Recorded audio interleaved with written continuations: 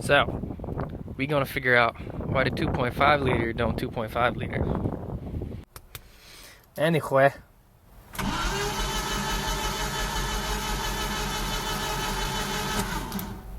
She no choochie choochie. So, something ain't right.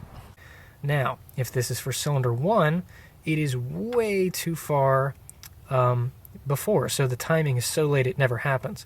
Because if it was number 1, our rotor should be pointing here. So whatever we have an issue with, our timing chain must have skipped a ridiculous amount. Because the timing is way off, as I kind of thought. Alright, so now that we know that our crank and our cam are not properly aligned anymore, the only thing left to do is to pull the timing cover. Woo. Alright, so in order to do that, we're going to want to take out this fan, which it's actually messed up anyway. Something ain't right anymore, so she's a little loosey-goosey. It hangs on for dear life, but man, does she shake. So we'd have to take the fan out, we'd have to take the harmonic balancer / crankshaft pulley off with a puller, and we'd have to take off a lot of different bolts in order to get the timing cover free. And then we could take a look at the timing. Okay, a couple half-inch nuts later, and she comes out. Now, one of them, the nut got stuck, and the stud decided to turn instead, so whatever. You just wiggle the fan off the pulley. So now we can get to the main prize down here. So, we've got 3 bolt holes. I got myself a balancer puller, so we're going to break that bolt free, and see if we can't take the balancer off. I guess we gotta loosen up the belt too. I think it's already loose. With a good tug, you could probably just take this thing off. So manuals are cool. I just put the fucker in 4th and cranked on it, and it took a lot of pressure. And I was hearing some hissing. You could feel the vehicle move forward just a little bit. But now the crank bolt's free. That's a 3/4 inch or a 19mm, whatever you get. So, take that guy out, and we'll move on to the next step. Okay, so here we have our OEM harmonic balancer puller, number 27019. Here it is. So you got a bunch of different bolts and lengths to choose from. I found that these silver ones over here are what I needed. So they're coarse thread. So basically, this is our tip that goes on the big bolt. The big bolt goes through our little web. These 3 bolts go into these holes into the balancer, and then we crank away. Seems simple enough, right? And we also got to grease up the threads a little bit just to keep them safe. So let's get some axle grease, put it in there, and see what happens. Okay, so we got our little grease squirter.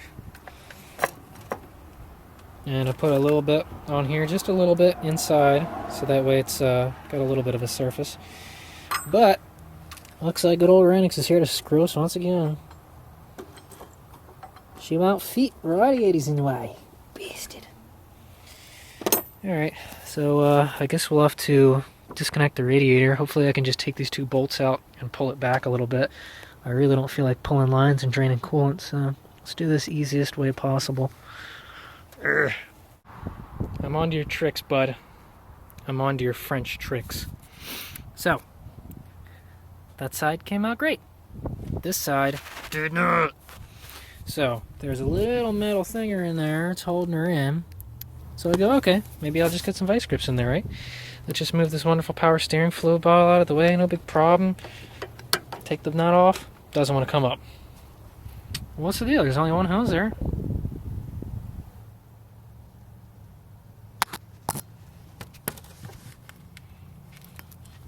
Hey, buddy. What you doing down there?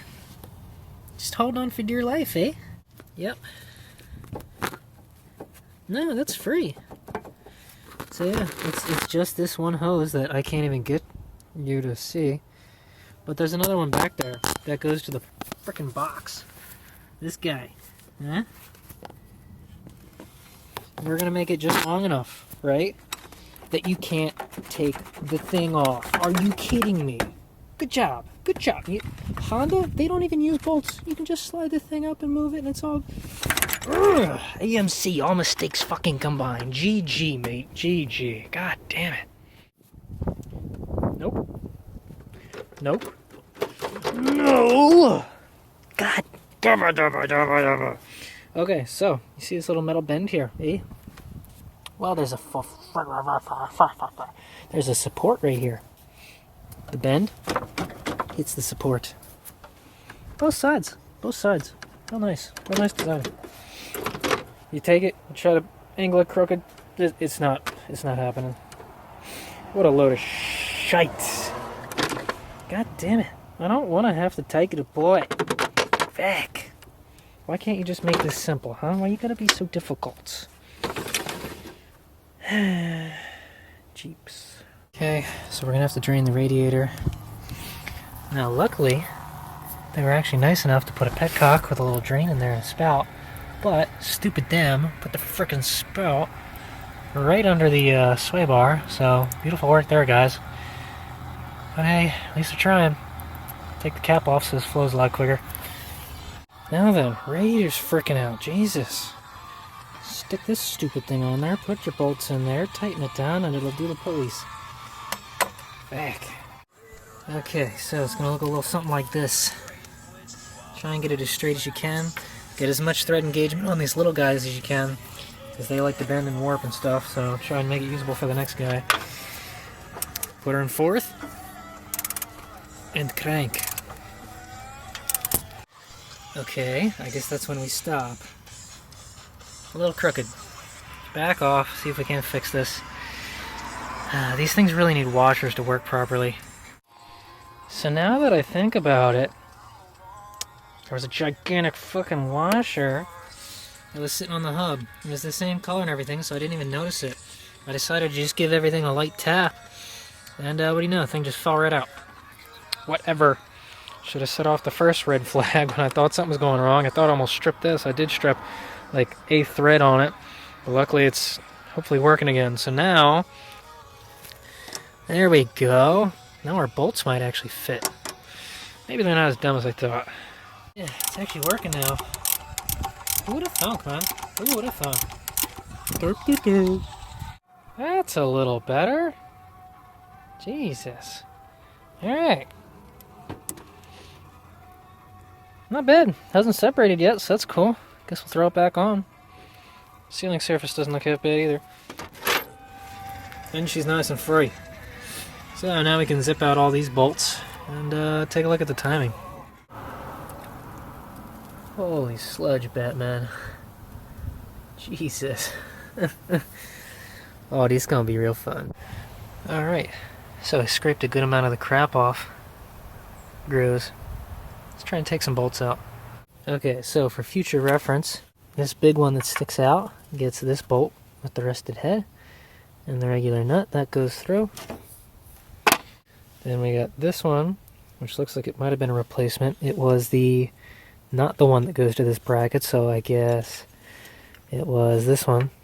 Okay, so that one gets this one. Then the other thin one with all these washers on it went to the one right below that, because it's got the washers that went in this hole. This guy over here was this bracket. So that's what that one was, that topmost hole. And then all the other ones were small, except for one that was the same small size, but a little longer. That one went all the way in the back over here, because that part of the timing cover sticks out more. Now, timing cover's not free yet. We still have to get the bolts underneath the oil pan. We gotta go underneath for that. Okay, you're gonna slide them little bolts out of the bottom. You should have 4 of them from the oil pan side. And when it comes free, it'll look something like that. So, you'll notice we have a timing chain slide over here, so that's good. We also got a seal in there, so if you ever want to replace that seal, it's a good idea. This is the bottom. They make a separate little part of the gasket just for the timing cover, so you don't have to do the whole oil pan, so that's nice. So, that's what it looks like with the cover off. So this is neat. It actually has a spring-loaded timing chain tensioner, so that's good. And the slop, I mean, there's a little bit, but not a ton. Not as much as I was expecting for how much that actually slipped. So, alright, here's our mark right there. That's mark 1. And we gotta find mark 2, wherever the heck that is. So, I'm gonna see if I can't turn this and see if the marks line up. If they do, I'm gonna be a little bit confused. Okay, so here's our timing set. You can see the big mark over here. But the weird thing is, this one has 2 marks. So I'm not sure what they both mean. So if you come down here, I tried to clean out the perimeter of the gear. It's definitely not there, so it's on the machine surface. But you can see that symbol right there. I'm pretty sure that's just a dot. Oh yeah, it's definitely a dot. But if we come down to the other side, there's another one. I'm pretty sure exactly 180. And that's a G, right? So is that the Goofy Goober one, or what? I don't know. But if we take it out of gear, then we can spin the thing. At first it was a little hard. I put the crankshaft bolt back in. So if we keep on turning this,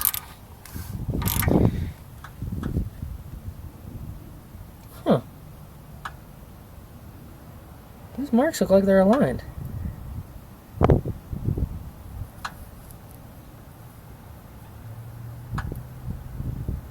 Okay. So what the heck's the problem here? What? How's that work? So riddle me this. If we come down here, and our crankshaft and our camshaft dots are lined up to the tooth, right? To the tooth. Crank is pointing straight up. If I look on the harmonic balancer, that dash would point off to the timing thingy over here on the right. So that's good. If we took a peek ski in our hull, we can see the piston. And I don't know if you can see it, but there it is. So our piston is at top dead center. Okay, so that part seems to be good. But if we come over to the distributor, it's not pointing at cylinder 1. It's not pointing anywhere close to it. This thing should look like that. Somewhere around there is where it should look. So why is the distributor off almost a quarter turn, but everything else lines up perfectly? Now, hold on, we're not done yet. You'd say, oh, the distributor's off. Okay, if the distributor's off, why don't we make compression? Compression is between the camshaft and the rockers and the valves, and that's it. So what the heck is going on in here? Timing lines up, distributor does not. We don't make compression.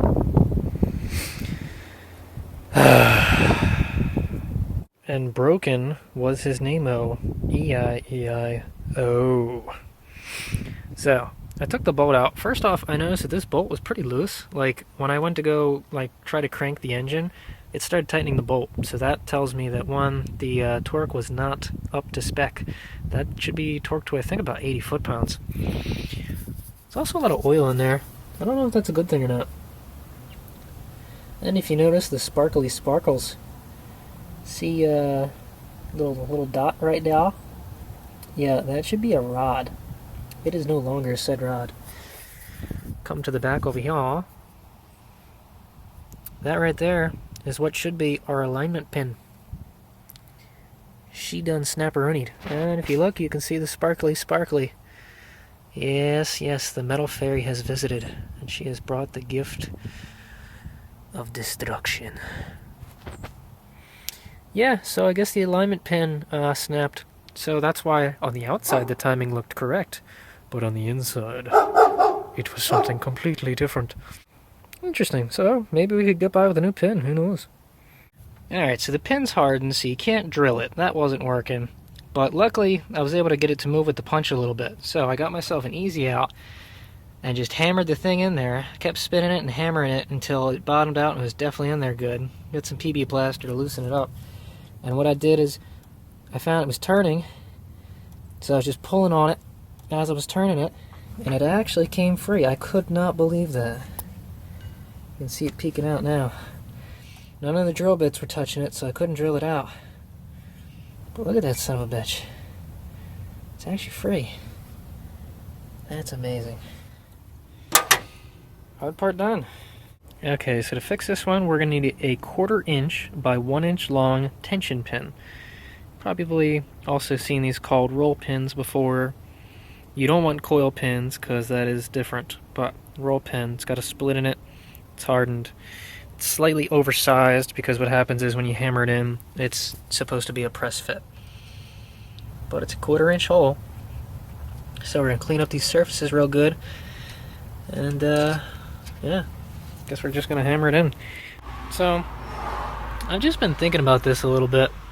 And I don't know if this is really the way that it should be done. Something just seems off. Because this is physically, this is going to put pressure on the sprocket to the cam. And you can't just pull the sprocket off anymore if we put this back in. It doesn't seem like the way this should be done. Because how are you going to get that gear off? I don't get it. You'd have to spin the thing out like we just did. Something's weird here. I know on like the 4.0 it uses a solid pin and a spring system. I don't know if this... I don't know.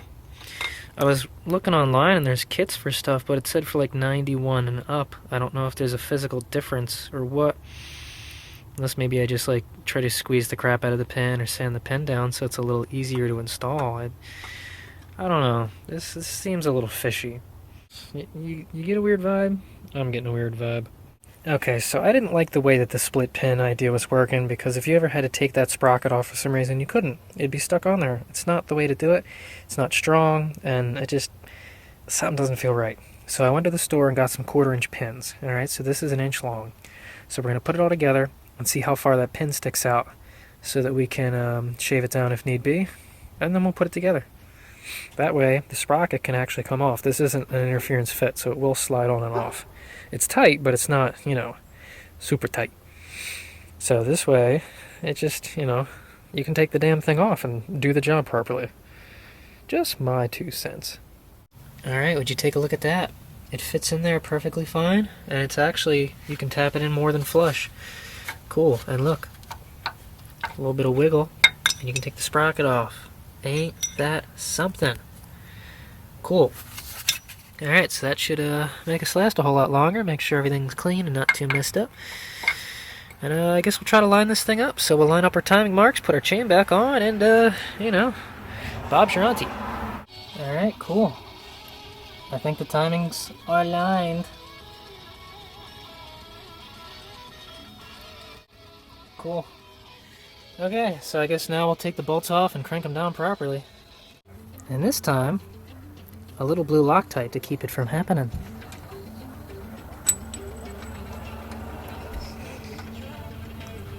Now then, she gets 80 foot-pounds. Give it to her good. So I cranked the cam bolt real quick, gave her a couple crankies. Look at that. Huh? Huh? Yeah. It's no longer dead, Jim. It's alive. Okay, so if you come down here, this right here is the tensioner for the chain. This little thinger over here, that little knob, you can turn it. Sticking it out towards the front like that is in the, I guess, the lock position, or that's the normal position. You can actually turn it down, and that unlocks it or something so that you can move it out of the way when you do this job. So just remember, if that's not facing where it needs to be, make sure you knock it up. No, not like that. No! But now it seems like it's untensioned, so I guess everything's happy. That bolt gets 80 foot-pounds, and again I put a little blue Loctite on there just to keep it from falling out ever again. Because that's what happened. This engine mount over here is bad. So what was happening is, the engine was vibrating real bad, and that was making that bolt loosen up. Once that bolt loosened up, there wasn't any friction actually holding it to the cam. The only thing holding it to the cam was that little tiny pin. So eventually, all it took was one real swift movement, broke the pin, and there's nothing there. So that's why torquing your bolts is so important, because it's not, it's the friction between the two materials that holds them together. So, the back of this cam sprocket and the actual camshaft, those two metal surfaces are being crushed together, and the friction is the clamping force that actually holds it together. So that's what keeps everything from, running away on you. So when bolts loosen up, they don't do their job no more. Okay, only problem is getting the gasket off is going to be a pain in the ass. I kind of should have did that before I put it all together, but I was just really curious to see what would happen if we got it going. Whatever. Well, time to try and scratch the crap off. Make it just a wee bit cleaner. Gross. That looks a little better, don't it? You can even read the number on it now. So we're going to replace this seal because they bit me in the ass way too many times. So I'm always replacing seals when I take shit apart. Here's the other side. I hit that with a wire wheel and then finished it off with a flathead and a little brush. Doesn't look that bad, no, eh?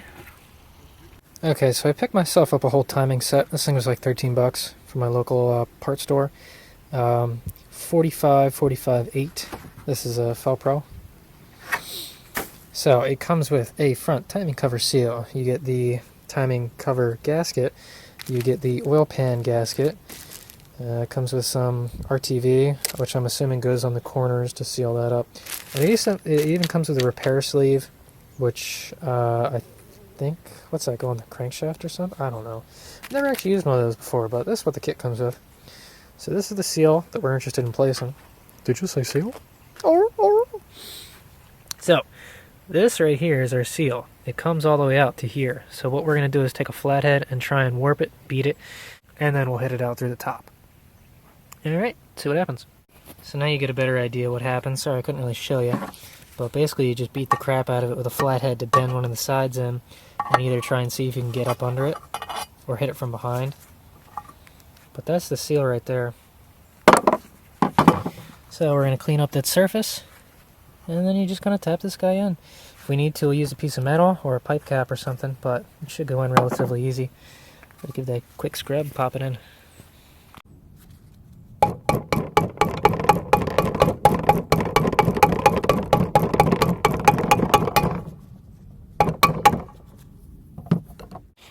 Alright, here we are at the paint booth. So, cleaned it up as well as I feel like anyway.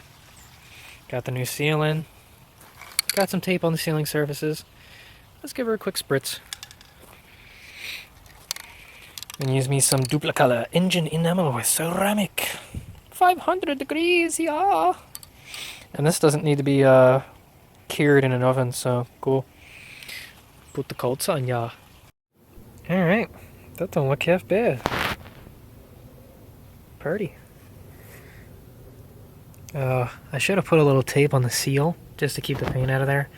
So I took some brake cleaner on a paper towel and just rubbed it in there, and it seemed to get most of it off. So that's looking good. Alright. Everything's torqued, everything's clean. So, screw it, we're already this far. Let's put the gasket on. Get her back together. Okay. If you took this out, make sure to reinstall this. This is the other side of the timing chain tensioner thingy. I don't know. So just make sure it slides in there good. Now next we have this bottom gasket, so that you don't have to do the entire oil pan. They have this little guy. Just make sure that all the little pokey bits find their pokey holes. And we might have to trim this tab a little bit. And we'll have to use some RTV, I think, on the corners just to make sure everything's really good and sealed. And then we'll put that blue one on there and oil up the seal a little bit, slide her all on. Okay, we're seeming to have a little bit of interference somewhere. I'm thinking somewhere near the water pump. She just doesn't quite want to sit all the way. Now there are a lot of leaks over here. I don't know if the water pump is to blame or not. I'm maybe thinking about pulling it, maybe even replacing it. I don't know. I don't know. I kind of just want to hit that thing on there and put the gasket in. But it's not quite sitting. Ugh.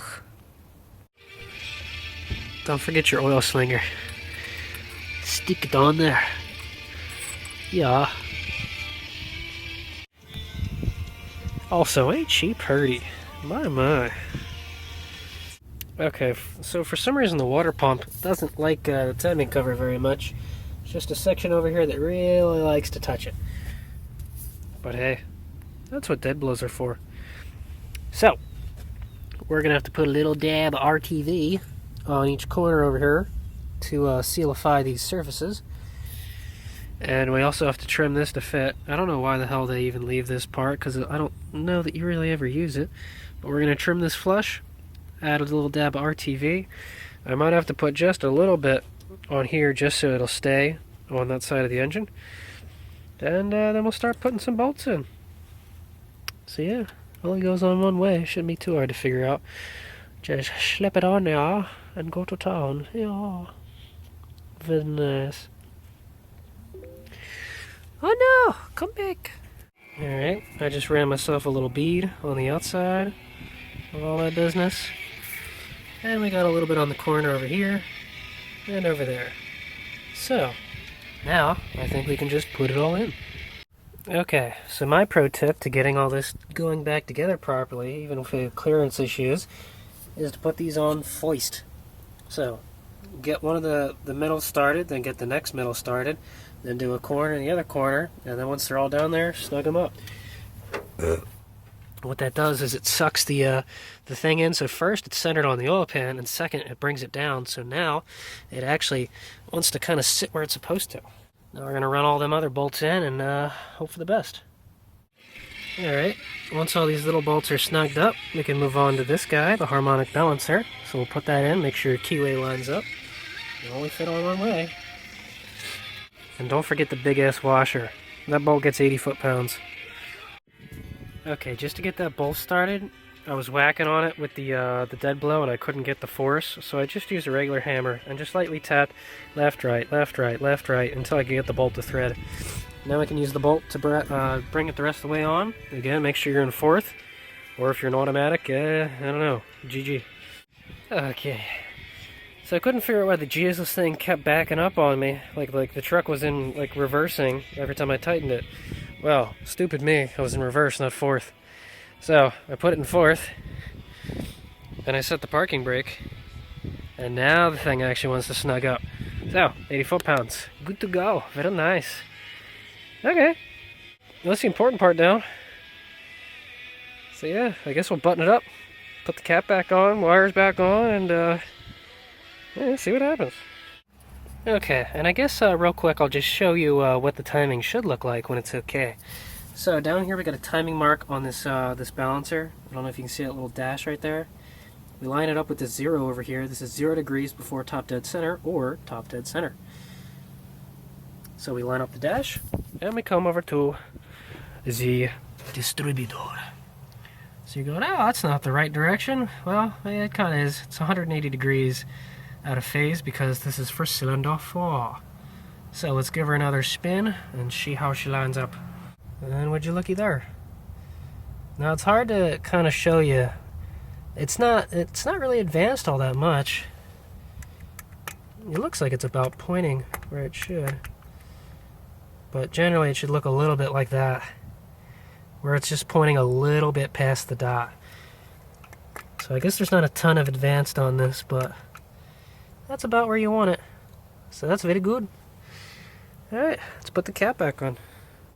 Alright, all the tools are to the engine bay. Everything seems to be hooked up appropriately. Got the negative battery cable on. In case you forgot your firing order here, it is 1, 3, 4, 2. Alright.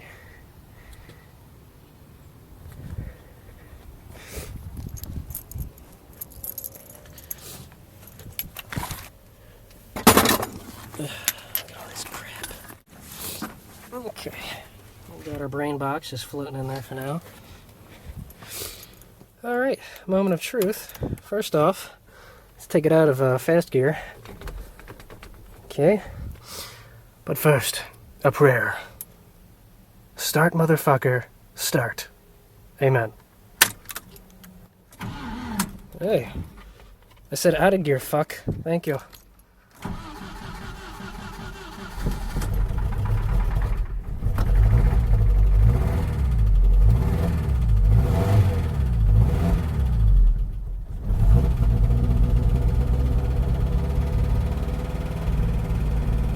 Oil pressure too.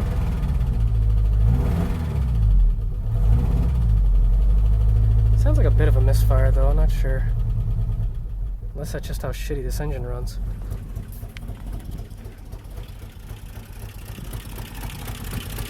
Woo you! Look at that motherfucker jump! Yeah! Cool. Well, it runs. That's something.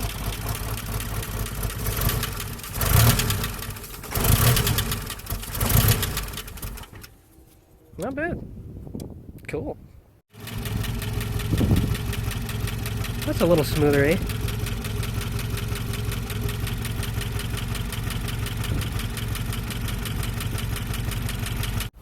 Okay, so here's all the plugs. That rear one looks pretty black, don't it? Maybe it was misfiring or something.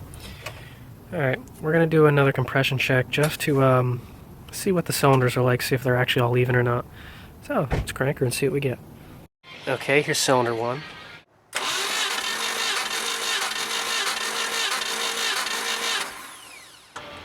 Looking about a little bit higher than 120. Cylinder 2.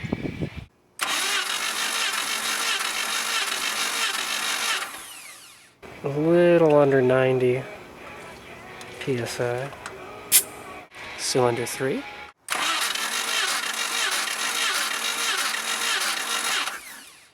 Yeah, that one just sounds really not good. And look at the psi on that thing. It's like 160. Jesus. Cylinder 4.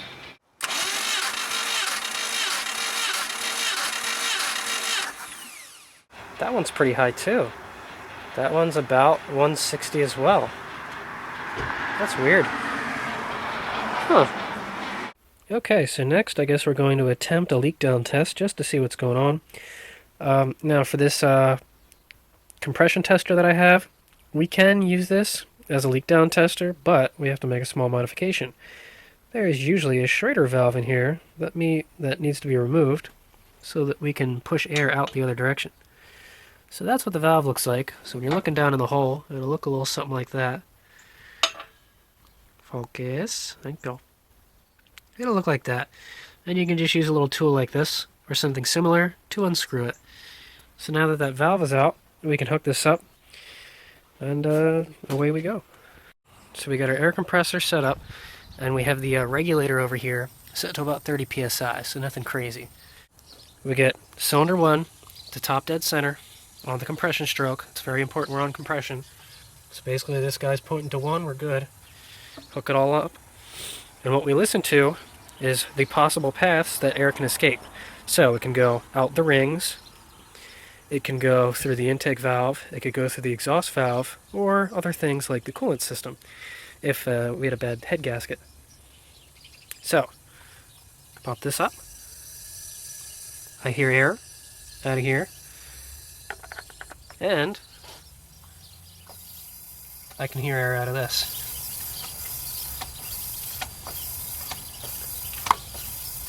So there's a possibility that our intake valve is leaking a slight bit, along with a little bit of ring leak. Nothing on the exhaust. So that's good, I guess. Alright, let's move on to cylinder 2. I'm just going to do it in the firing order, just because it'll be quicker. So we're going to look at piston 3 now. Now to figure out that one, again, use yourself something real long and thin. Keep cranking it until the whatever you use gets all the way to the top, and when it stops moving and starts to go down a little, you're done. So that's top dead center for 3. Let's hook it up. Okay, this one's got the normal crankcase. Nothing on the intake.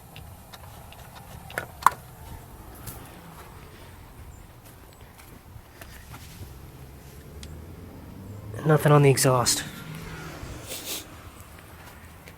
So it seems like cylinder 3 is sealing pretty well. Okay, listening to this one, sounds a little louder. Definitely plenty of crankcase.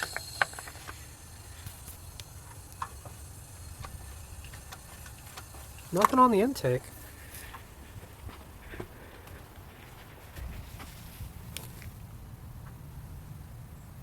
Maybe the slightest little bit of exhaust. A little hard to tell, but not much. Alright, so I guess 4 is okay. Okay, so I hooked up cylinder 2, and the second I connected air to it, it actually spun the engine over.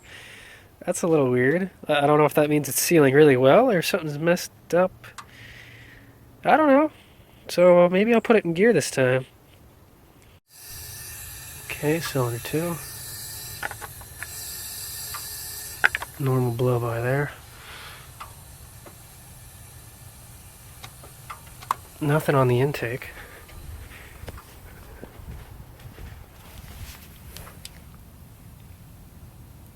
It doesn't really sound like much on the exhaust either. I don't hear anything on the in the cooling system. So unless it's just tons of blow-by through the ring, I don't really hear it anywhere else. I don't know. That's so weird. So I guess that ring must be worn a lot more than the others. And the only valve we really noticed was the intake valve on cylinder 1. Huh. This might be a little easier with a proper tester so we can see the percentage of leak down, and that could tell you whether it's, actually good or bad, but just for listening purposes, I mean, it gives you an idea. I don't know. Stuff to think about. Alright, well, I guess the magic touch still works. So in the next video, we're going to, put the rest of the engine back together and see if it actually moves. So, until next time, keep on jibbing.